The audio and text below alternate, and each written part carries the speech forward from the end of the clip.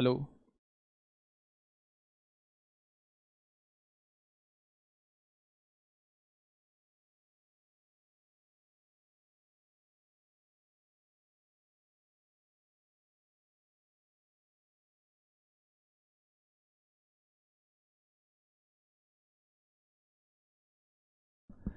Hello बच्चों, नमस्कार। स्वागत है आपका अपने परिवार रोजगार विद अंकित पे। तो एप्लीकेशन पर भी आप लोगों का सभी का स्वागत है और यूट्यूब पर भी आप सभी का स्वागत है। जो निर्माण बैच के बच्चे हैं उनका एप्लीकेशन पर तहे दिल से आप लोगों का स्वागत है, और जो सार्थक बैच के बच्चे हैं, जो CHSL के लिए जिन लोगों ने बैच को परचेस किया है, उनका यूट्यूब पे आप सभी लोगों का दिल से स्वागत है। तो बच्चे, आप लोग जानते हैं कि आज से हम लोगों का एक नया बैच स्टार्ट हो रहा है जो कि सार्थक बैच है, और सार्थक बैच के थ्रू आप लोग अपनी CHSL की 2023 की तैयारी एक बेहतरीन तरीके से आप लोग कर सकते हैं। हाँ, ठीक है। तो बस मैं आप लोगों से ये कहूँगा कि 3 दिन का डेमो है, और 3 दिन के बाद ये जो क्लास है ये आप लोगों की शिफ्ट हो जाएगी एप्लीकेशन पे। निर्माण बैच की क्लास जैसे चल रही हैं वैसे चलती रहेंगी, उन्हें कुछ बताने की ज़रूरत नहीं है। उनका जो आज से टॉपिक स्टार्ट होना है वो दोनों ही बैचों में ज्योमेट्री स्टार्ट होना है। यानी हम लोग सार्थक बैच में ज्योमेट्री से स्टार्ट कर रहे होंगे और पूरे एडवांस मैथ को एक बेहतरीन तरीके से हम लोग समझने की कोशिश कर रहे होंगे। एडवांस मैथ में जो आज टॉपिक स्टार्ट करने जा रहा हूं दोस्त, ज्योमेट्री, मैं बिल्कुल भी ये नहीं सोचूंगा कि मैं किस एग्जाम के लिए पढ़ा रहा हूं। बिल्कुल बेसिक से हम लोग स्टार्ट करेंगे और एक पीक तक हम लोग लेके जाएंगे। एक लेवल को हम लोग मेंटेन करके चलेंगे जिस लेवल के क्वेश्चंस पूछे जाते हैं हर एग्जाम में, या उससे कम लेवल के क्वेश्चन पूछे जाएंगे। ठीक है, तो जल्दी से एक बार सभी दोस्त जो है, जल्दी से एक बार सभी दोस्त जो है वो थम्स अप करेंगे कि हाँ हम लोग रेडी हैं। एक बार दोनों जगह के मुझे कमेंट्स दिखा दो, और सभी दोस्त बताएंगे क्या सब कुछ प्रॉपर चल रहा है, क्या सब कुछ प्रॉपर चल रहा है, आवाज प्रॉपर आ रही है और विजिबिलिटी जो है क्लियरली विजिबल है। गुड मॉर्निंग, गुड मॉर्निंग सभी को मेरा प्यार भरा नमस्कार। सबसे पहले ऐप के बच्चों की बात कर लें तो आदित्य कुमार, डिम्पल गुप्ता और सचिन साहू, बहुत अच्छे, बहुत सुंदर। और यूट्यूब पे मेरे दोस्त हैं राजू चौहान, सागर कश्यप। चलिए, यूट्यूब पर हैं बागी विनय यादव, कैलाश, श्रीराम भारती, रॉक स्टार, कल्याण सिंह, निशिकांत, अरुण कुमार, नंदनी, विजय, दृष्टि, दामिनी वर्मा। सभी का दिल से स्वागत है, सभी को दिल से नमस्कार, बहुत बहुत स्वागत आपका। तो शुरुआत करने जा रहे हैं दोस्त हम अपने टॉपिक से। सबसे पहले मैं आप लोगों को बता दूं कि हम जो शुरुआत कर रहे हैं वो ज्योमेट्री से कर रहे हैं। ज्योमेट्री के बाद जो है हम लोग टिग्नोमेट्री करेंगे, और टिग्नोमेट्री के बाद जो है हम लोग अलजेब्रा करेंगे। ठीक है, निर्माण बैच का कोर्स खत्म हो जाएगा। सार्थक बैच का जो बचा है नंबर सिस्टम, उसके बाद SCF LCM और फिर मेंसुरेशन, उसे हम लोग आगे कंटिन्यू करते रहेंगे। तो अब आप लोगों का मेरे ख्याल से कोई डाउट, दिक्कत, कोई समस्या आप लोगों की नहीं रही होगी। हाँ, नहीं रही होगी। शुरुआत करते हैं अपने टॉपिक से। सिलेबस आप लोग अच्छे से जानते हैं, तो सिलेबस के बारे में मैं ज़्यादा डिस्कस नहीं करूंगा। गिने चुने 6-7 टॉपिक हैं, आप लोग जानते हैं। आज जो हम लोग बात करने वाले हैं वो ज्योमेट्री की बात करने वाले हैं। सबसे पहले मेरे दोस्त हेडिंग बनाइए, सबसे पहले हेडिंग बनाइए ज्योमेट्री। अगर मैं एडवांस मैथ की बात करता हूं तो मेरे दोस्त सबसे ज्यादा वेटेज वाला टॉपिक है ज्योमेट्री, जिसे हिंदी में कहा जाता है ज्यामिति। जिसे हिंदी में मेरे दोस्त क्या बोला जाता है तो आप कहेंगे ज्यामिति बोला जाता है। और अगर एग्जाम के क्वेश्चंस की बात करूं तो चाहे CGL का क्वेश्चन हो चाहे CHSL का हो, प्री में आप लोगों को 1 से 2 क्वेश्चन 100% मिलेंगे। 1 से 2 क्वेश्चन 100% मिलेंगे, वो ज्यादा भी मिल सकते हैं। मतलब ये तो मैं मिनिमम बता रहा हूं, 2 क्वेश्चन तो मिनिमम बता रहा हूं यहां से मिलेंगे, 2 से ज्यादा भी आप लोगों को मिल सकते हैं। ठीक है भाई। अगर मैं मेंस की बात करता हूं तो मेंस में भी आप लोगों को 2 से 3 क्वेश्चन जो है वो इस टॉपिक से मिलने वाले हैं। 2 से 3 क्वेश्चन जो है इस टॉपिक से मिलने वाले हैं, यानी आप कह सकते हैं कि एक शानदार टॉपिक आप लोगों के लिए रहने वाला है।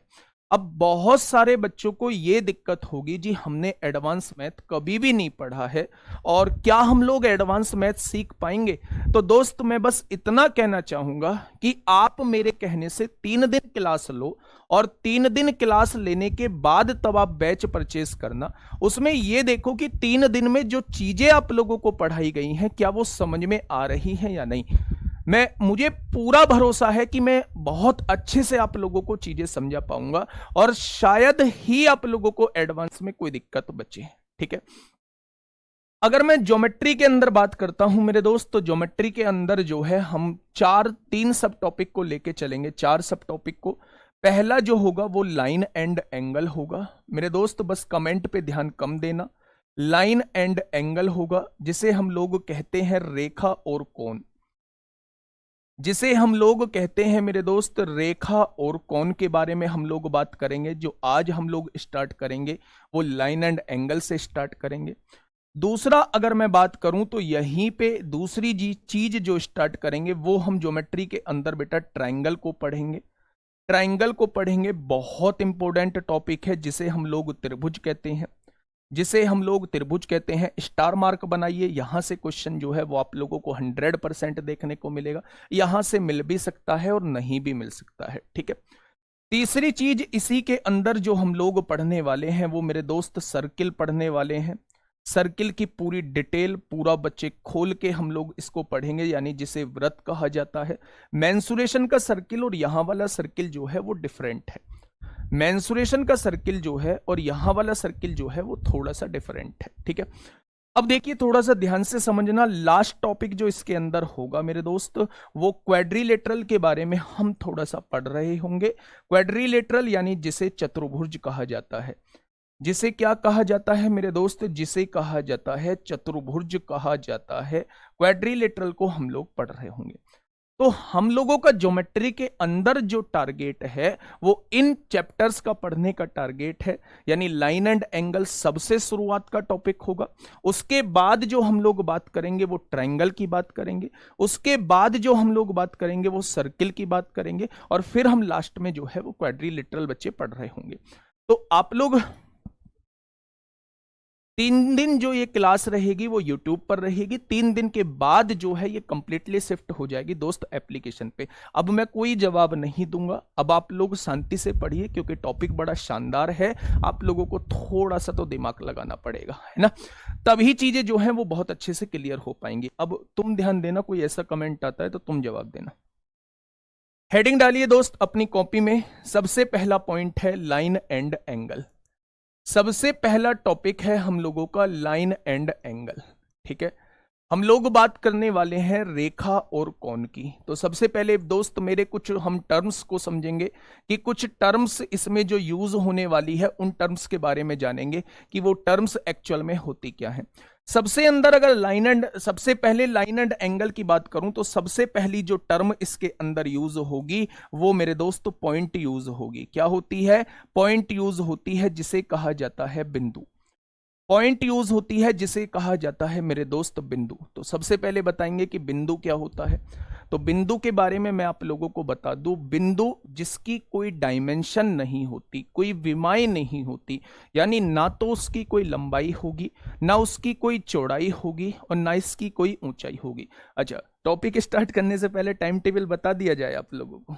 ठीक है, ये है हम लोगों का टाइम टेबल है। CHSL 2023 सार्थक बैच। सबसे पहले सोनवीर सर ने आप लोगों की क्लास ली, एडवांस मैथ की क्लास फिर मेरी है। इसके बाद ठीक 8 बजे जो है वो रीजनिंग राहुल सर की आप लोगों के सामने आएगी।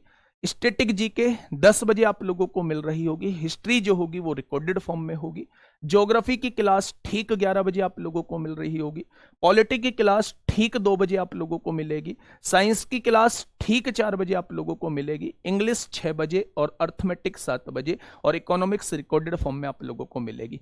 एक बार जो है आप लोग इसका स्क्रीनशॉट ले लेंगे, जो भी यूट्यूब पर बच्चे देख रहे हैं एक बार स्क्रीनशॉट ले लेंगे। दोस्त सिलेबस के बारे में मैं पहले बता चुका हूं, 6 से 7 टॉपिक हैं। शुरुआत ज्योमेट्री से करेंगे, इसके बाद ट्रिग्नोमेट्री होगा और उसके बाद बेटा अलजेब्रा होगा। ये हम लोगों का जो है वो सीक्वेंस रहने वाला है। ठीक है, चलिए 3 दिन तक क्लासेस जो रहेंगी वो यूट्यूब पर रहेंगी।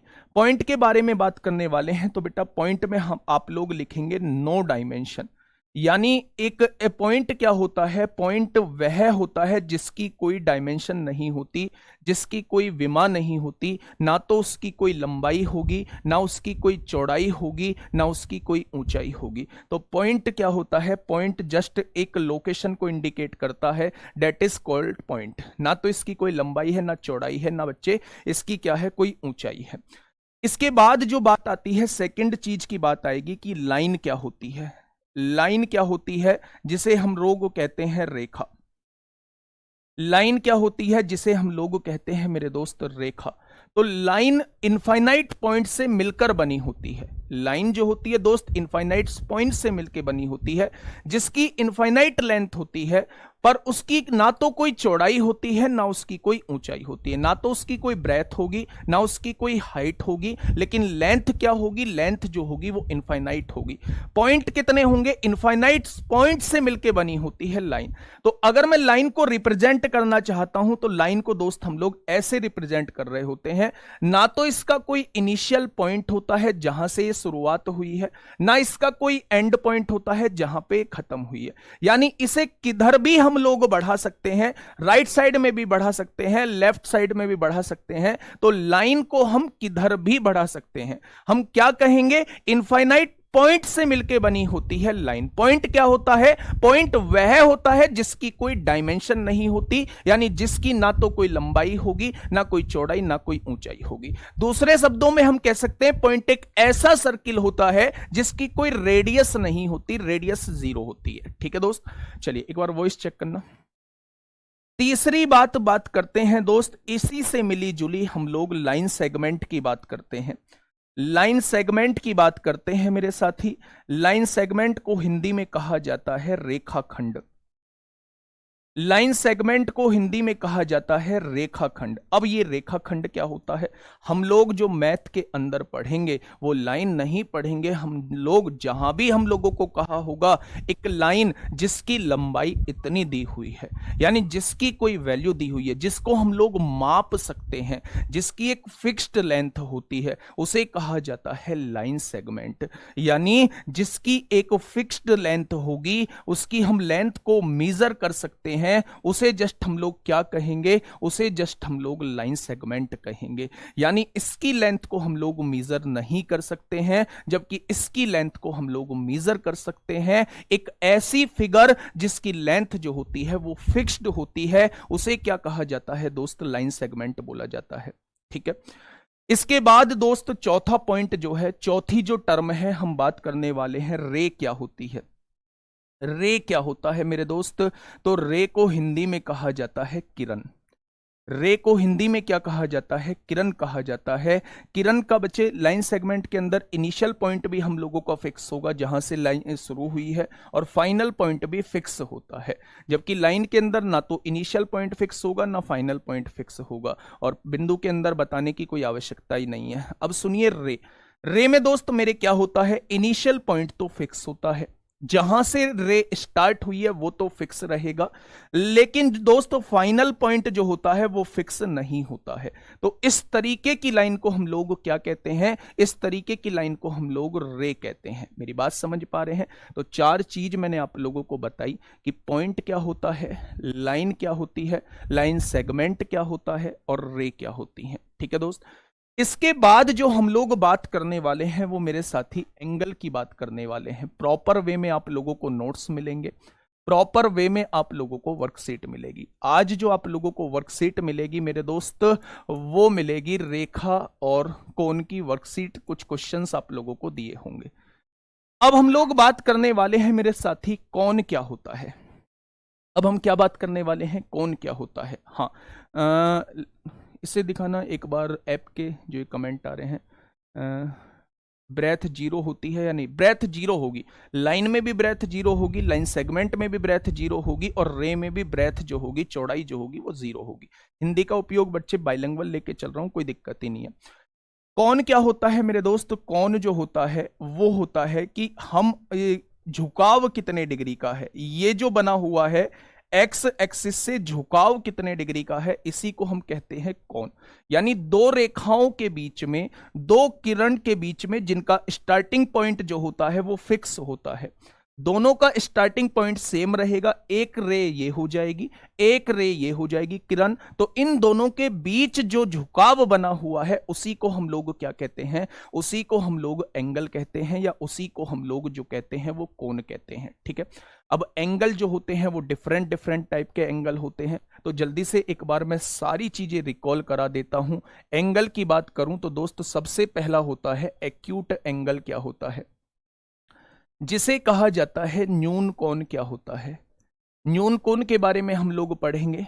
दूसरा क्या होता है, ऑब्ट्यूस एंगल। क्या होता है, ऑब्ट्यूस एंगल क्या होता है, जिसे हम लोग क्या कहेंगे, अधिक कोण कहेंगे। इसके बारे में हम लोग देखेंगे कि ये क्या बला है। तीसरी जो चीज हम लोग पढ़ेंगे मेरे दोस्त, वो पढ़ेंगे राइट एंगल। राइट एंगल के बारे में पढ़ेंगे, बहुत इंपॉर्टेंट है और बेसिक है बिल्कुल इसका। राइट एंगल के बारे में पढ़ेंगे, यानी जिसे कहा जाता है समकोण कहा जाता है। चौथी चीज हम लोग जो पढ़ेंगे, फोर्थ जो पढ़ेंगे, वो स्ट्रेट एंगल पढ़ेंगे। स्ट्रेट एंगल के बारे में पढ़ेंगे। स्ट्रेट एंगल जो है ये क्या बला है, ये क्या बला है।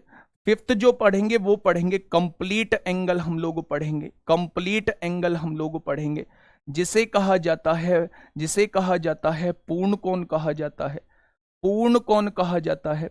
और आगे जो लास्ट हम लोग पढ़ेंगे वो रिफ्लेक्स एंगल पढ़ेंगे, वो रिफ्लेक्स एंगल पढ़ेंगे जिसे हम लोग कहते हैं वृत्त कोण। क्या होता है, रिफ्लेक्स एंगल हम लोग देखेंगे जिसे हम लोग कहते हैं कि ये वृत्त एंगल क्या होता है। ध्यान से सुनना दोस्त मेरी बात को कि मैं कहना क्या चाह रहा हूं।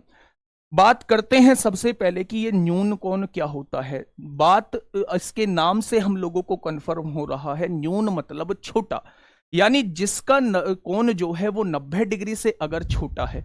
मान लो ये वाला कोण जो है वो 90 डिग्री से छोटा है, लेस देन 90 डिग्री है, तो उस एंगल को हम लोग कहते हैं एक्यूट एंगल कहते हैं, यानी न्यून कोण कहते हैं। तो कोई भी आपसे पूछे न्यून कोण क्या होता है, तो आप कहेंगे अगर कोई कोण 90 डिग्री से छोटा है, अगर हम कोई कोण 90 डिग्री से छोटा है तो वो क्या कहलाता है, न्यून कोण कहलाता है। ठीक है, दूसरी बात होती है अधिक कोण। अधिक कोण क्या होता है, अगर मैं इसकी फिगर बनाने की कोशिश करूं तो दोस्त कुछ इस टाइप का जो होता है वो अधिक कोण होता है, यानी ग्रेटर देन 90। अगर कोई कोण 90 डिग्री से बड़ा है, अगर कोई कोण 90 डिग्री से बड़ा है तो उसको हम लोग कहेंगे ऑब्ट्यूस एंगल, ऑब्ट्यूस एंगल कहेंगे, अधिक कोण कहेंगे। तीसरी बात आती है राइट एंगल। तो यहां से कंफर्म हो रहा है कि अगर कोई कोण जो है वो 90 डिग्री का बना हुआ है, यहां पे आप लोग देखेंगे कि ये वाला कोण जो है वो 90 डिग्री का बना हुआ है, तो इस टाइप के कोण को कहा जाता है कि ये राइट एंगल है। तो दोस्त इसमें क्या हो जाएगा, angle equal to 90 degree, angle equal to 90 degree, तो उसे हम लोग कहेंगे राइट एंगल है। अब बात आती है स्ट्रेट एंगल। दोस्त अगर मैं आप लोगों से कहूं स्ट्रेट एंगल की सीधा कोण, इसे कहा जाता है सीधा कोण भी बोला जाता है। तो स्ट्रेट से नाम समझ में आ रहा होगा कि अगर कोई लाइन स्ट्रेट है, मान लो इस तरीके से है, तो ये जो कोण होता है, ये जो कोण होता है ये स्ट्रेट एंगल होता है। बच्चे इस लाइन के ऊपर बना हुआ कोण जो होता है वो 180 डिग्री का होता है। इस लाइन के ऊपर ये पूरा कोण जो होता है ये 180 डिग्री का होता है। तो स्ट्रेट एंगल वो एंगल होता है जब एंगल जो होता है वो 180 डिग्री का हो जाएगा। बच्चे दोनों चीजों में बात को समझना, राइट एंगल मतलब angle equal to 90 degree, straight angle मतलब straight angle, angle equal to 180 degree. ठीक है, अगर मैं बात करता हूं दोस्त कंप्लीट एंगल की बात करता हूं, तो यहां नाम से बच्चे हम लोग पता लगा लेंगे कि ये कौन सा कोण दिया हुआ है। तो आप कहेंगे पूर्ण कोण क्या होता है, तो पूर्ण कोण होता है जब ये पूरा कंप्लीट हो जाता है। और ये पूरा कंप्लीट हो जाएगा तो मेरे दोस्त ये कितने डिग्री का होगा, तो कोई भी सर्किल जो होता है वो 360 डिग्री का होता है। तो जब भी आप लोगों से कंप्लीट एंगल पूछा जाता है तो आप कहेंगे अगर एंगल जो है वो पूर्ण बन चुका है, 360 डिग्री का बन चुका है, तो उसे हम लोग कंप्लीट एंगल कहेंगे। आसन्न कोण भी बताऊंगा, सारे कोण बताऊंगा। ठीक है। अब देखिए बेटा, सबसे इंपोर्टेंट जो है वो रिफ्लेक्स एंगल बन जाता है। यानी ये रिफ्लेक्स एंगल जो है ये क्या बला है, वृत्त कोण जो है ये क्या बला है। एक फिगर मैं आप लोगों को समझा रहा हूं मेरे दोस्त। अगर कोई फिगर ऐसे बनी हुई है, भाई सीधी खींच देता तो 180 डिग्री हो जाता, मैंने ये ऐसे खींच दिया। ये वाला कोण जो है, ये वाला कोण जो है बच्चे, मैं ऊपर के कोण की बात कर रहा हूं। यानी एक ऐसा कोण जो 180 से तो बड़ा है लेकिन कंप्लीट भी नहीं है, 360 से छोटा है। मैंने क्या कहा, एक ऐसा कोण जो 180 से तो बड़ा है लेकिन कंप्लीट भी नहीं है, 360 से छोटा है। तो 180 से तो बड़ा है, अगर ये ऐसे होता, सीधा होता तो 180 हो जाता, लेकिन ये सीधा नहीं है, तिरछा है, तो आप कहेंगे 180 से तो बड़ा हो गया, लेकिन पूर्ण भी नहीं है इसलिए 360 से छोटा है। तो वृत्त कोण को आप लोग कहेंगे, अगर कोई कोण 180 डिग्री से बड़ा है, अगर कोई कोण जो है वो 180 डिग्री से बड़ा है और 360 डिग्री से छोटा है, तो ऐसे कोण को कहा जाता है रिफ्लेक्स एंगल, यानी वृत्त कोण बोला जाता है। ये बात समझ में आई? ये बात समझ में आई? सबको समझ में आई है? तो दोनों लोग एक बार थम्स अप करेंगे। क्या सभी डेफिनेशन आप लोगों को क्लियर हो गई है? क्या सभी डेफिनेशन अभी बताऊंगा। ये डिग्री में होती है तो रेडियन में कैसे चेंज करते हैं, रेडियन में होती है तो डिग्री में कैसे चेंज करते हैं, ये सारा जो पार्ट होता है टिग्नोमेट्री का होता है ना, वो सारा टिग्नोमेट्री में हम लोग पढ़ेंगे। बस एक बार थम्स अप करेंगे दोनों जगह के लोग, अगर ये सारी चीजें जो हैं वो क्लियर हैं। ठीक है, बहुत शानदार, बहुत लाजवाब। ये कोण के बारे में हम लोग पढ़ चुके हैं बेटा। और डेफिनेशन और देखते हैं। एक आपने सुना होगा, दो लाइन के बारे में और सुना होगा। एक तो होती है पैरेलल लाइन, जिन्हें कहा जाता है समांतर। बेटा हर एक उस वर्ड के बारे में मैं आप लोगों को पढ़ाऊंगा जिसे मैं बच्चे चैप्टर के अंदर यूज करूंगा। समांतर रेखा क्या होती है। दूसरी जो हम लोग देखेंगे, आप इस चैप्टर के अंदर मेरे मुख से बार बार सुनोगे कि परपेंडिकुलर लाइन है, तो ये लंबवत रेखा क्या होती है। परपेंडिकुलर लाइन को हिंदी में कहा जाता है लंबवत रेखा। क्या होती है? लंबवत रेखा क्या होती है? लंबवत रेखा क्या होती है। और एक आप लोग देखोगे मेरे दोस्त, तीसरी जो आप लोग देखोगे वो देखोगे कॉन्कुरेंट लाइन क्या होती है। एक बार हिंदी देखना इसकी, कॉन्कुरेंट लाइन क्या होती है मेरे दोस्त। एक बार हिंदी बताएंगे, कॉन्कुरेंट को हिंदी में क्या कहते हैं। कॉन्करेंट को हिंदी में क्या कहते हैं। आप लोग बस शांति से बैठे रहना, चीजों को समझते रहना, गारंटी मेरी है।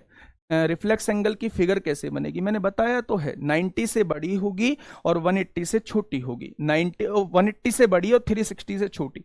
180 ये है ना, तो इससे बड़ी होगी और 360 से छोटी। तो यहीं से कुछ ऐसी लाइन आप लोग ड्रॉ कर सकते हैं। ये जो होगा ये 180 से बड़ा है और 360 से छोटा है, तो इस एंगल को कहा जाएगा रिफ्लेक्स एंगल। रिफ्लेक्स एंगल संगमी रेखा बोला जाता है। पक्का कंफर्म हो?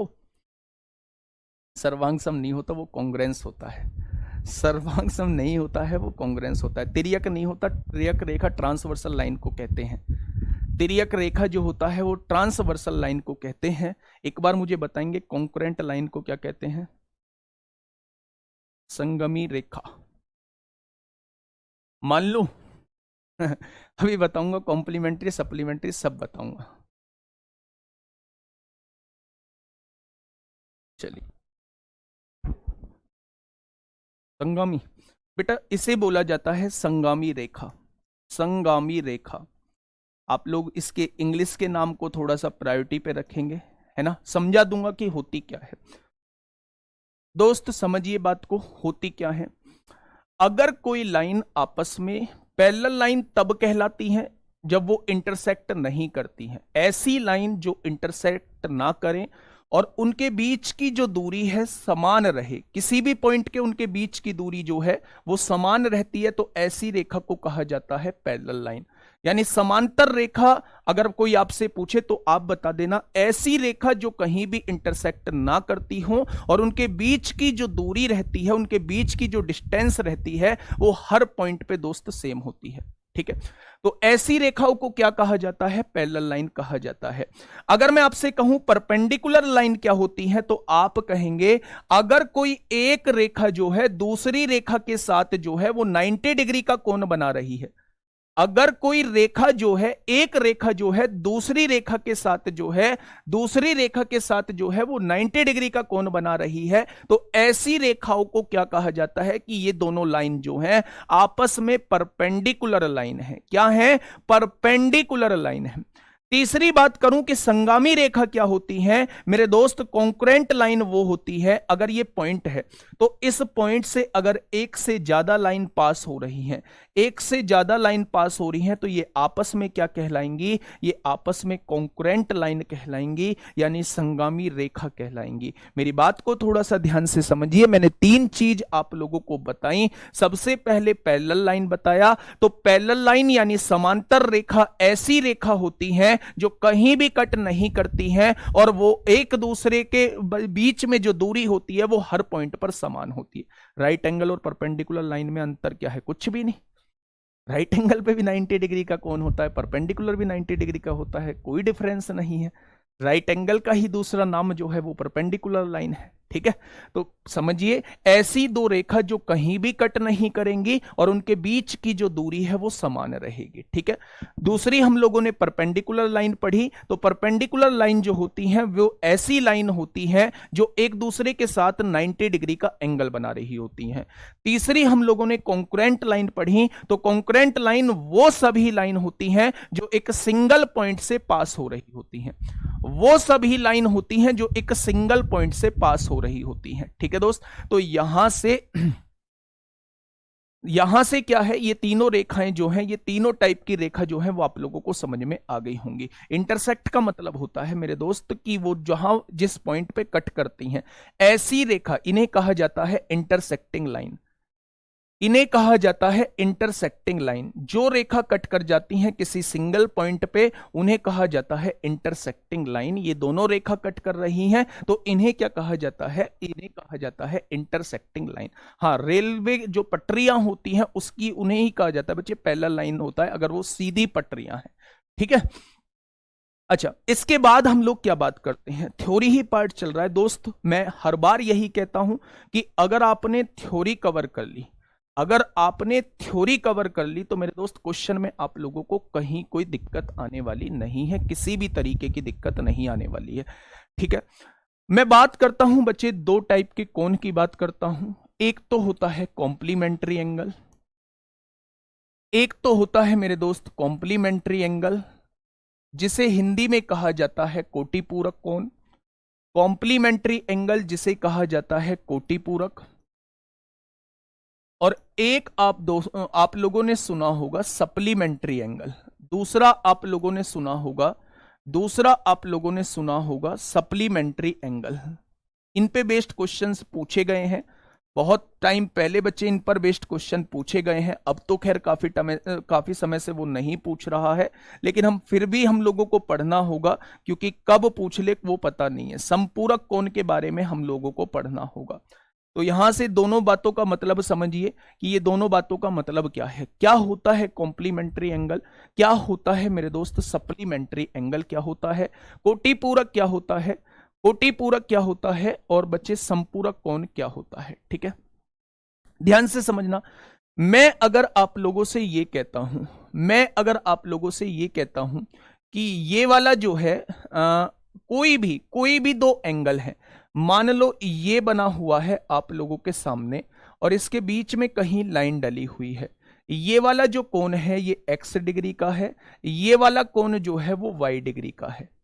ये वाला कोण जो है वो x डिग्री का है, ये वाला कोण जो है वो y डिग्री का है। मतलब कहने का ये है कि अगर दो कोणों को जोड़ के सम जो है वो 90 डिग्री के बराबर आ जाता है, तो ऐसे कोण को कहा जाता है वो आपस में एक दूसरे के कॉम्प्लीमेंट्री हैं, वो आपस में एक दूसरे के कोटिपूरक हैं। जैसे अगर मैंने कहा कि एक 30 है तो इसका कॉम्प्लीमेंट्री क्या होगा? इसका कॉम्प्लीमेंट्री 60 होगा, तभी तो जोड़ के दोनों को 90 आएगा। मैंने पूछा एक कोण 40 है तो इसका कॉम्प्लीमेंट्री क्या होगा? तो आप कहेंगे इसका कॉम्प्लीमेंट्री 50 होगा। मैंने कहा एक कोण जो है वो 20 डिग्री है, इसका कोटिपूरक क्या होगा? तो आप कहेंगे इसका कोटिपूरक 70 होगा। यानी अगर किसी भी एंगल का कोटि पूरक आप लोगों से पूछा जाता है तो आप लोगों को जस्ट उसका 90 में से सब्सट्रैक्ट कर देना है। जब 90 में से 30 घटाओगे तो 60 इसका कोटि पूरक आ जाएगा, 90 में से 40 घटाओगे तो 50 इसका कोटि पूरक आ जाएगा, 90 में से 20 घटाओगे तो 70 इसका कोटि पूरक आ जाएगा। ऐसे ही अगर आप लोगों से मैं पूछता हूं कि थीटा का कोटि पूरक क्या होगा, तो आप हमेशा याद रखना थीटा का कोटि पूरक जो होता है वो 90 माइनस थीटा होता है। अगर थीटा का कोटि पूरक पूछा जाता है तो दोस्तों थीटा का कोटि पूरक क्या होता है, थीटा का कोटि पूरक क्या होता है, 90 माइनस थीटा होता है। हाँ, कोटि पूरक और पूरक दोनों का मतलब सेम ही है। कोटि पूरक और पूरक का दोनों का मतलब सेम ही है, और संपूरक का मतलब होता है सप्लीमेंट्री एंगल। ठीक है, अब आप बात को समझिए। यहां कॉम्प्लीमेंट्री से आप लोगों को समझ में आ गया होगा कि अगर दो कोनों को जोड़ के 90 डिग्री बैठ रहा है तो वह आपस में एक दूसरे के कोटि पूरक कहलाएंगे। अगर हमें किसी भी एंगल का कोटि पूरक निकालना है तो हमें उस एंगल को जस्ट 90 डिग्री में से सब्सट्रैक्ट करना होगा। ठीक उसी तरह सप्लीमेंट्री अगर मैं आपसे पूछता हूं, मान लो ये एक रेखा है, मान लो ये एक रेखा है, ये पूरा एंगल कितने डिग्री का होता है, तो आप कहेंगे 180 डिग्री का होता है। मैंने यहां कोई एक लाइन खींच दी, मैंने कोई यहां एक लाइन खींच दी, ये वाला कोण जो है ये बच्चे x डिग्री का है, और ये वाला कोण जो है ये जो दिया है y डिग्री का है। लेकिन इस फिगर से हमें क्लियरली पता चल रहा है कि x डिग्री और y डिग्री को जोड़ देंगे तो हमेशा कितना आएगा, आप कहेंगे हमेशा 180 डिग्री आएगा। यानी कहने का मतलब मेरे साथी ये है, अगर दो कोनों को जोड़ के, अगर दो कोनों को जोड़ के सम जो है वो 180 डिग्री आ जाता है तो वो आपस में एक दूसरे के कॉम्प्लीमेंट्री कहलाते हैं। आपस में क्या कहलाते हैं, एक दूसरे के कॉम्प्लीमेंट्री कहलाते हैं। जैसे अगर मैं आपसे पूछता हूं ये वाला कोण जो है ये 30 दिया हुआ है, तो ये वाला कितना होगा, ये आपका 150 हो जाएगा। 30 और 150 तभी तो 180 होगा। अगर मैं आपसे कहूं ये 40 दिया हुआ है तो आप कहेंगे जी 140 हो जाएगा। अगर मैं आपसे कहूं कि ये 60 दिया हुआ है तो आप कहेंगे जी 120 हो जाएगा। यानी इन दोनों एंगल्स का सम जो है वो हमेशा 180 आना चाहिए, तब जाके ये कोण जो कहलाएंगे सप्लीमेंट्री कहलाएंगे, सप्लीमेंट्री कहलाएंगे यानी संपूरक कहलाएंगे। ये बात समझ में आप लोगों को आ गई। कॉम्प्लीमेंट्री का मतलब जो होता है वो एंगल्स का सम जो होता है वो 90 डिग्री के इक्वल होता है। सप्लीमेंट्री का मतलब होता है एंगल्स का सम जो होता है वो इक्वल टू 180 डिग्री होता है। ठीक है भाई, अगर मैं आप लोगों से एक बात पूछता हूं कि 90 का सप्लीमेंट्री क्या होगा, 90 का संपूरक कोण क्या होगा, 90 का संपूरक कोण क्या होगा, तो आप कहेंगे भाई सप्लीमेंट्री निकालने के लिए 180 में से घटाना होता है। तो अगर 90 को 180 में से घटाएंगे तो 90 ही आएगा। तो 90 एक ऐसा कोण है जिसका संपूरक भी 90 ही होता है। 90 एक ऐसा कोण है जिसका संपूरक भी 90 ही होता है। और 45 एक ऐसा कोण है जिसका कोटि पूरक भी 45 ही होता है। 90 में से 45 घटाएंगे तो 45 ही तो बचेगा, 180 में से 90 घटाएंगे तो 90 ही बचेगा। तो 45 एक ऐसा कोण है जिसका कोटि पूरक या कॉम्प्लीमेंट्री भी 45 होगा। 90 एक ऐसा कोण है जिसका सप्लीमेंट्री या संपूरक भी 90 ही होगा। ठीक है भाई, ये बात समझ में आ गई। कॉम्प्लीमेंट्री में आप लोगों को कोई दिक्कत नहीं आएगी, सप्लीमेंट्री में आप लोगों को कोई दिक्कत नहीं आएगी। अब ये जो होते हैं दोस्त आप लोगों के आसन्न कोण क्या होते हैं, एडजेसेंट एंगल क्या होते हैं, अल्टरनेट एंगल क्या होते हैं, करस्पॉन्डिंग एंगल क्या होते हैं, वर्टिकली अपोजिट एंगल क्या होते हैं, वो सारी बातों पे हम लोग अभी चर्चा करेंगे। ठीक है, तो ये चीज आप लोगों को बहुत अच्छे से समझ में आ गई होगी। सबसे पहले जिसका सम 90 डिग्री वो कॉम्प्लीमेंट्री कहलाएगा, दो एंगल्स का सम 180 डिग्री तो वो सप्लीमेंट्री कहलाएगा। यहां हमने तीन रेखाओं के बारे में पढ़ा। पैरेलल लाइन जो कहीं भी कट नहीं करती हैं, उनके बीच की परपेंडिकुलर डिस्टेंस जो होती है वो इक्वल होती है हर पॉइंट पे। परपेंडिकुलर लाइन जो एंगल 90 डिग्री का बना रही होती हैं वो परपेंडिकुलर वो क्या कहलाती हैं, वो परपेंडिकुलर लाइन कहलाती हैं। और संगा अनुगामी रेखाएं एक ही पॉइंट से पास होने वाली दो से ज्यादा रेखाएं जो कहलाती हैं वो कॉन्करेंट लाइन कहलाती हैं। ठीक है भाई। अगर मैं बात करता हूं यहां एंगल पे, तो ये डिफरेंट डिफरेंट टाइप के एंगल्स हम लोगों ने पढ़े। एक्यूट एंगल जिसमें एंगल 90 डिग्री से छोटा होता है, ऑब्ट्यूस एंगल जिसमें एंगल 90 डिग्री से बड़ा होता है, राइट एंगल जिसमें एंगल 90 डिग्री का होता है, स्ट्रेट एंगल जिसमें एंगल 180 डिग्री का होता है, कंप्लीट एंगल जिसमें एंगल 360 का होता है, और रिफ्लेक्स एंगल जिसमें 180 से तो बड़ा होता है, 360 से छोटा होता है।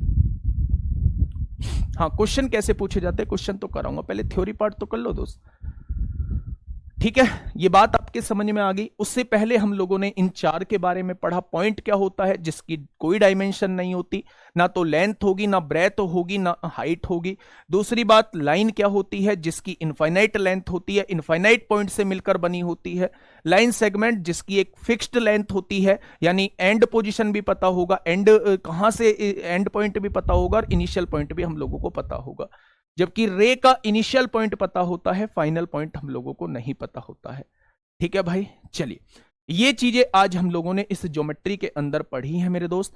अब हम जो बात करने वाले हैं वो एक ऐसी चीज की बात करने वाले हैं जिस पे अब तक मेरे साथी क्वेश्चन बने हैं, जिस पे अब क्वेश्चन बने हैं। अब मेरी बात को थोड़ा सा ध्यान से सुन लेना। जस्ट इस टॉपिक को पढ़ाने के बाद जो है वो मैं आपको क्वेश्चन की तरफ लेके चलूंगा। बस 5-7 मिनट का टॉपिक है, इस टॉपिक को बहुत आराम से पढ़िए।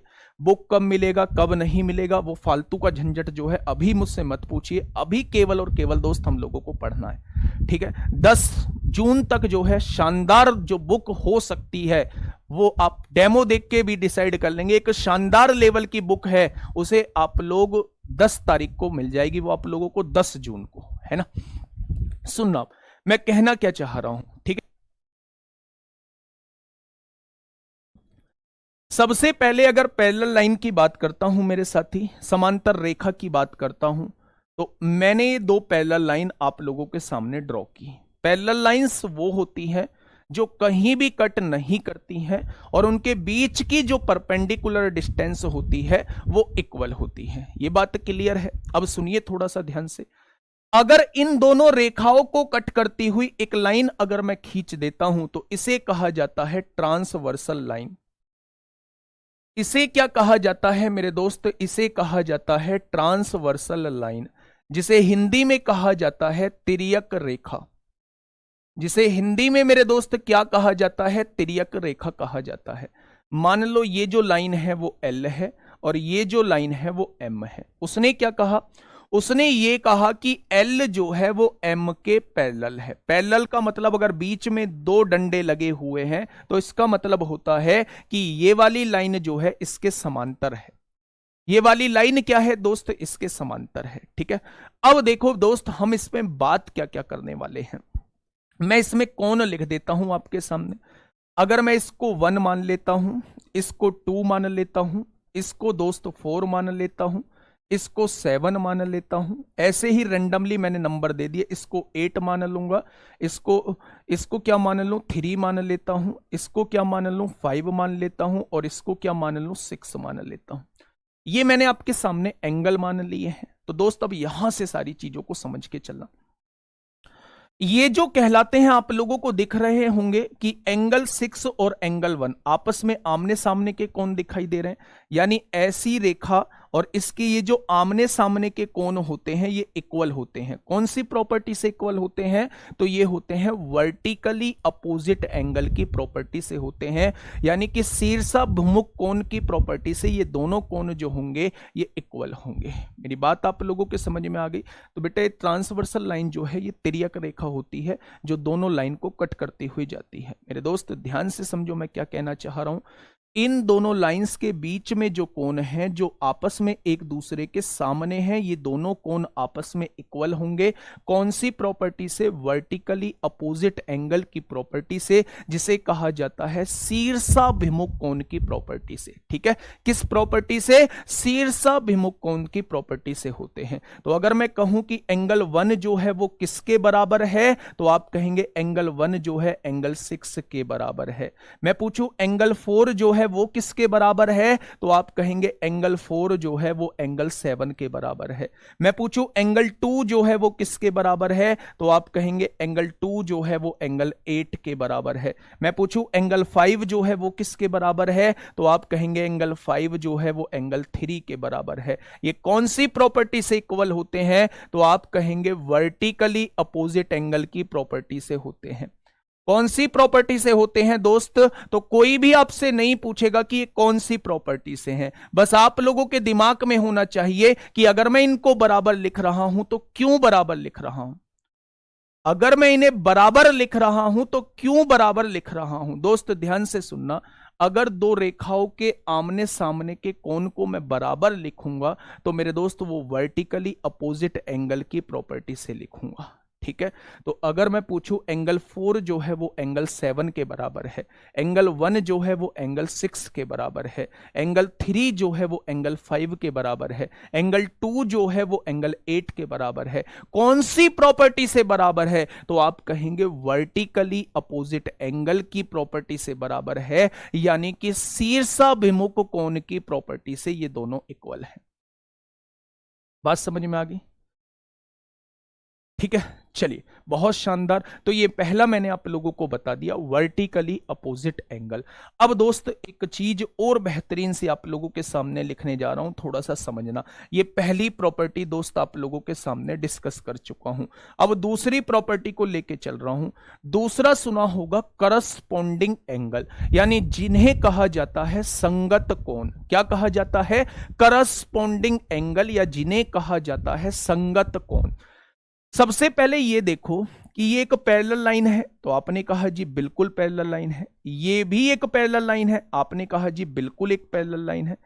इस लाइन के ऊपर राइट में कौन सा कोण है, 7 है। इस लाइन के ऊपर राइट में कौन सा कोण है, 8 है।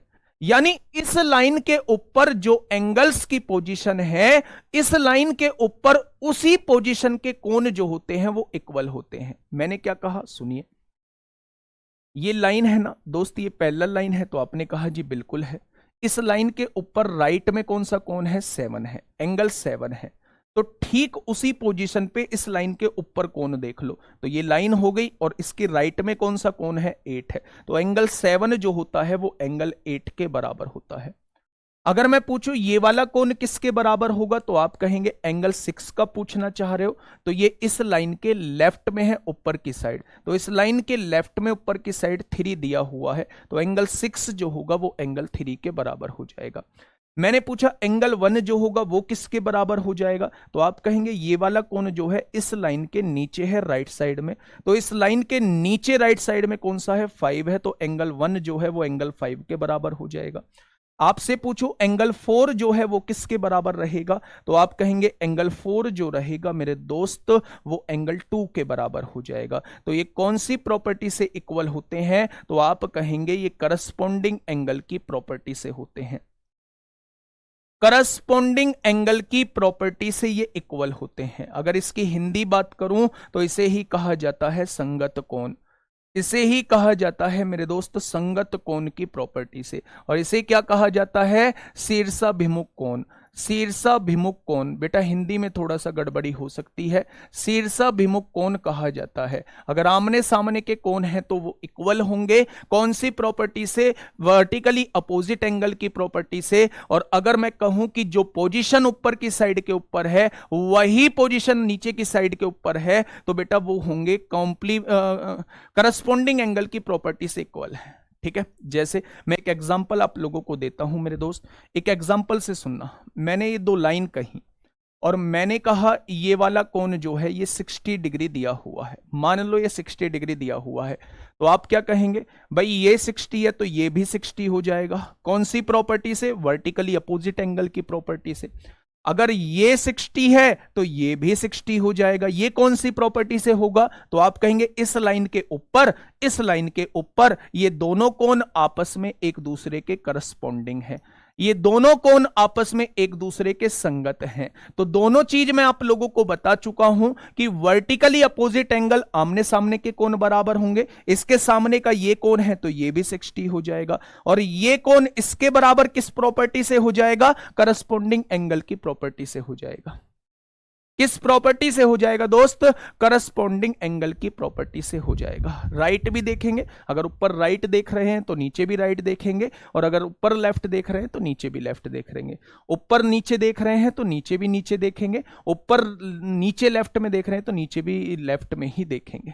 ठीक है, चलिए, तो दो चीज हम लोगों ने पढ़ी कि वर्टिकली अपोजिट एंगल क्या होता है, दूसरी चीज हम लोगों ने पढ़ी कि ये करस्पॉन्डिंग एंगल क्या होता है।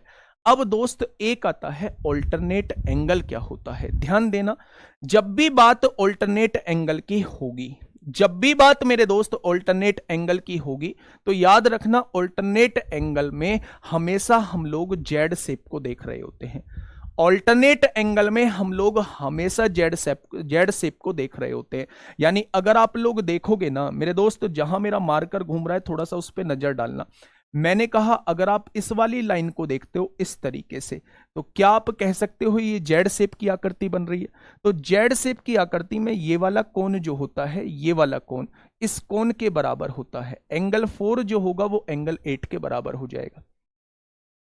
समझिए, जब भी आपको दो पैरेलल लाइंस के बीच में आप लोगों को जेड शेप की आकृति बनती हुई दिखाई दे, तो ये जेड शेप की आकृति बन रही है, तो मेरे दोस्त ये जो जेड शेप की आकृति में दो कोण होते हैं, ये दोनों इक्वल होते हैं। कौन सी प्रॉपर्टी से होते हैं? वो होते हैं ऑल्टरनेट एंगल की प्रॉपर्टी से। तो एंगल 4 किसके बराबर हो जाएगा? एंगल 4 जो होगा वो एंगल 8 के बराबर हो जाएगा।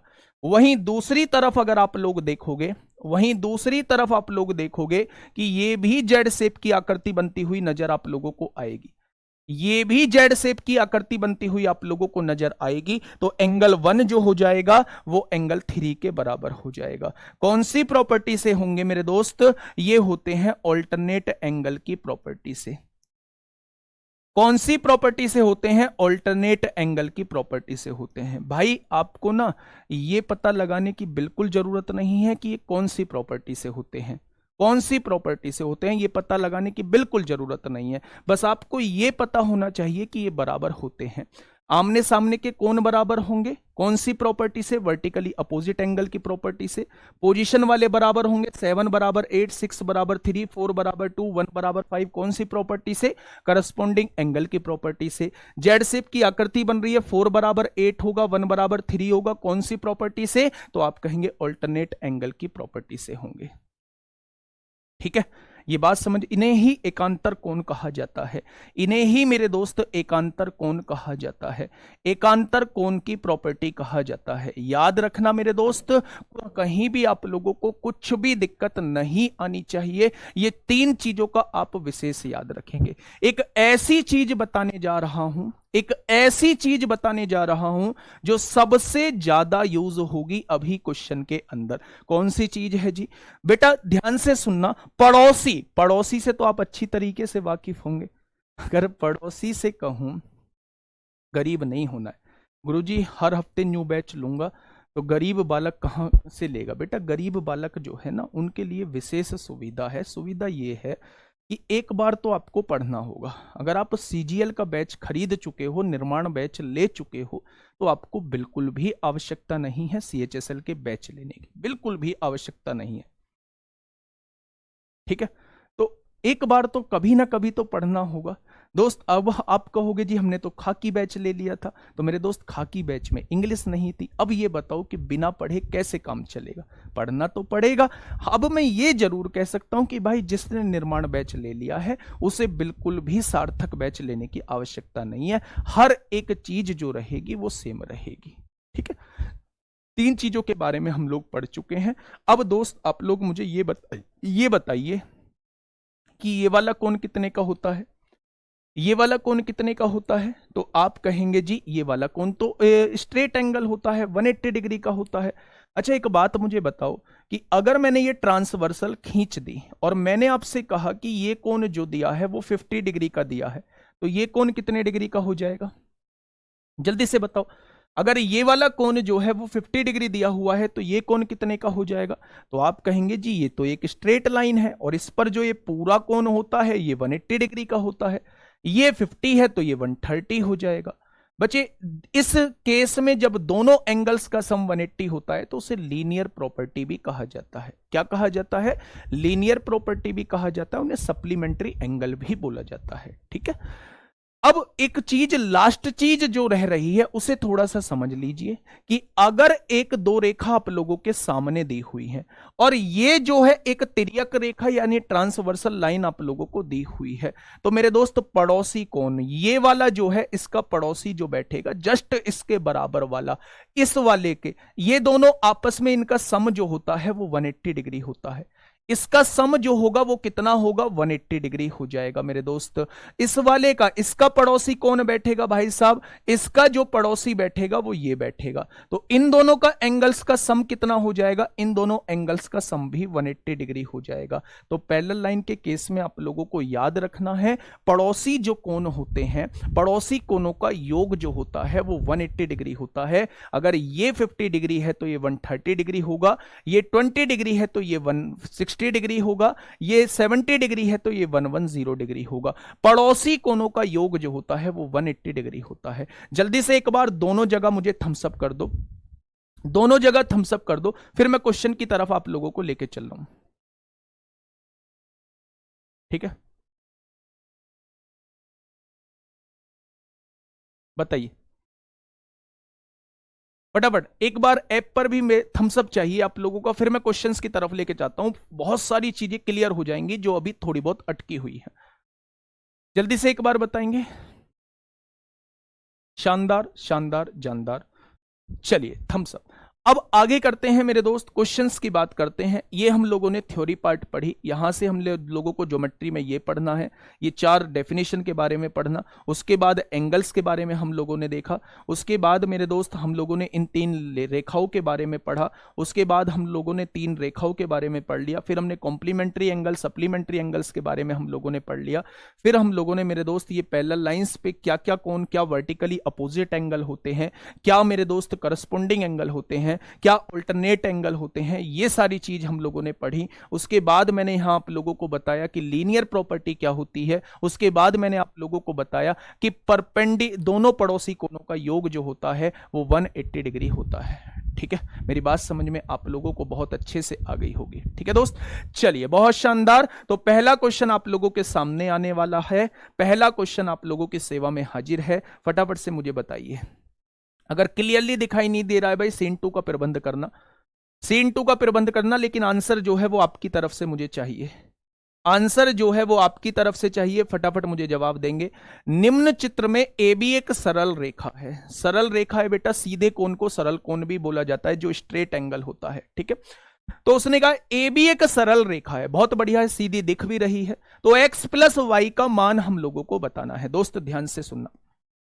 अच्छा, आप एक बार मुझे यह बता दीजिए कि ये अगर सरल रेखा है तो ये पूरा कोण कितने डिग्री का होगा? तो आप कहेंगे सरल रेखा पर बना कोण 180 डिग्री का होता है। क्या ये 180 डिग्री का हो जाएगा? यानी कि 3x और 105 को जोड़ के कितना होना चाहिए? इन दोनों का योग जो होना चाहिए वो 180 डिग्री होना चाहिए। ये बात क्लियर है? तो आप कहेंगे बिल्कुल क्लियर है जी। तो 105 प्लस का है, उधर जाके माइनस का होगा, 180 में से 105 जाएंगे तो 75 बचेगा, और 3 इधर मल्टीप्लाई में है तो उधर जाके डिवाइड में होगा, यानी x की वैल्यू जो है वो 25 आ चुकी है। कितनी आ चुकी है मेरे दोस्त? x की वैल्यू 25 आ चुकी है। भाई इस पे और कौन सा कलर दिखेगा? चलो जी, फरमाइश आई है ब्लैक चलेगा व्हाइट पे, बहुत बढ़िया। वैसे रेड सबसे बेस्ट दिखता है इस व्हाइट पे, कोई बात नहीं, आपकी मानते हैं। x की वैल्यू कितनी आ चुकी है? 25, तो ये कितना हो जाएगा? 25 दूनी 50 हो जाएगा। बच्चे एक बात मुझे बताओ, अगर ये सरल रेखा है तो इस पर बना कोण ये कितने डिग्री का होगा? पूरा कोण ये भी 180 डिग्री का होगा। तो 50 तो ये हो चुका है, 90 ये हो चुका है, तो क्या ये पूरा 90 और 50 140 हो चुका है? तो 180 में से 140 जाएंगे तो क्या y की वैल्यू 40 आ जाएगी? आएगी या नहीं भाई? पूरा कोण 180 डिग्री का हो गया, ये 90 और ये 50 140 हो गया, तो बचा कितना? 40, तो 40 ये हो जाएगा। यानी x की वैल्यू 25 आ चुकी है और y की वैल्यू 40 आ चुकी है, और दोनों को जोड़ के उसने पूछा है, तो आंसर कितना आ जाएगा? 65 आ जाएगा। आंसर कितना आएगा मेरे दोस्त? तो आंसर जो है वो मेरे साथी 65 निकल के आ जाएगा, ऑप्शन नंबर बी। बात क्लियर है? दूसरा क्वेश्चन आप लोगों के सामने है, फटाफट से मुझे बताओ क्या होगा इसका बिल्कुल सही जवाब।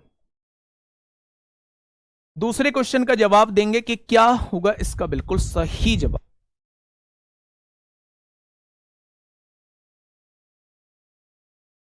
सही जवाब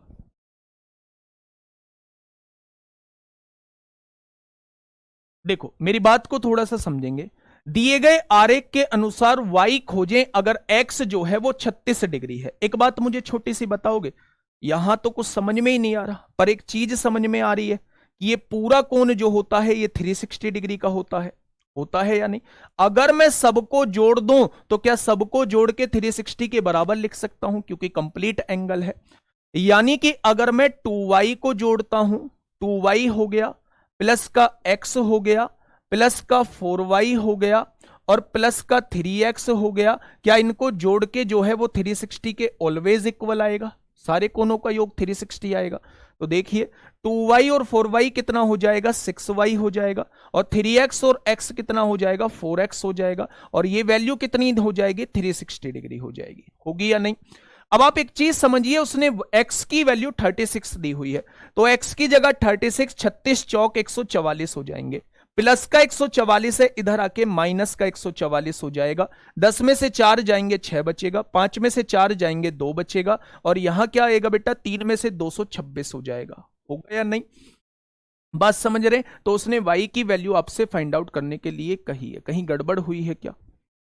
कहीं गड़बड़ हुई है? 226 आएगा या 216 आएगा? 10 में से 4 गए 6 हो गया, 5 में से 4 1 बचेगा, 216 आएगा। बेटा ये जो 6y की वैल्यू आ चुकी है 216 आ चुकी है।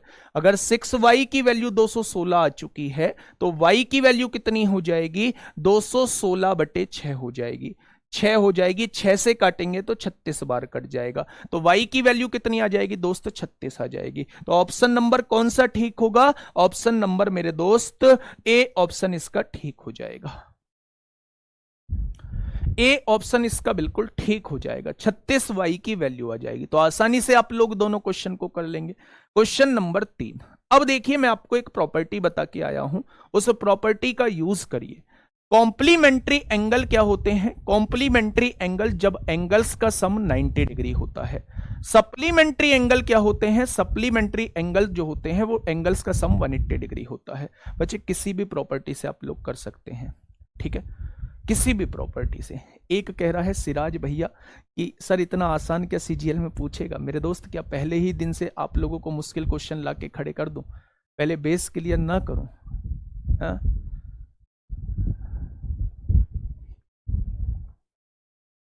आप समझने की कोशिश क्यों नहीं कर रहे? लो यहां ध्यान से समझो, देखो वैसे भी हो जाएगा। क्या ये आप लोगों को सरल रेखा दिख रही है? करने के तरीके बहुत सारे हैं, दिमाग में जो चीज एकदम से क्लिक कर जाए उससे कर लेना। क्या ये एक सरल रेखा है? स्ट्रेट लाइन है। स्ट्रेट लाइन पर बना कोण जो होता है वो कितने डिग्री का होता है? 180 डिग्री का होता है। तो अगर मैं दोनों कोणों को जोड़ दूं, x + 4y कर दूं, तो क्या आप कहेंगे इन दोनों को जोड़ के 180 के बराबर आना चाहिए? जब भी स्ट्रेट एंगल के ऊपर कोण बना होगा वो हमेशा 180 डिग्री का होता है। ये x कितने डिग्री दिया हुआ है? 36। ये प्लस का 36 है, उधर जाके माइनस का 36 हो जाएगा। 10 में से 6 जाएंगे 4, 7 में से 3 जाएगा 4, 144 बचेगा। 4 इधर मल्टीप्लाई में है, इधर आके डिवाइड में हो जाएगा। तो 4 से काटेंगे, 4 तिया 12, 4 छिंग 24, क्या y की वैल्यू 36 आ जाएगी। तो आप लोग ऐसे भी कर सकते हैं, आप लोग ऐसे भी कर सकते हैं, ठीक है मेरे दोस्त, बिल्कुल भी परेशान मत हुइए। थोड़ा सा कोशिश करिए, थोड़ा सा दिमाग में डालने की कोशिश करिए। आप कंप्लीट एंगल की प्रॉपर्टी से भी कर सकते हैं, आप स्ट्रेट एंगल की प्रॉपर्टी से भी कर सकते हैं, ठीक है। एक लास्ट क्वेश्चन आप लोगों के सामने है दोस्त। एक कोण इसके पूरक के आधे से 30 डिग्री अधिक है तो डिग्री में कोण ज्ञात कीजिए। लास्ट क्वेश्चन है, हाँ रीजनिंग की क्लास स्टार्ट होने वाली है, लास्ट क्वेश्चन है।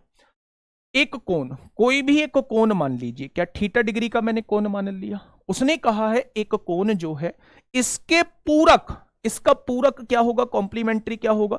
मैंने कहा था कभी भी किसी कोण का पूरक निकालना हो तो उसे 90 में से घटा देना। अगर कोण आपने थीटा माना है तो इसका पूरक जो होगा वो 90 माइनस थीटा होगा।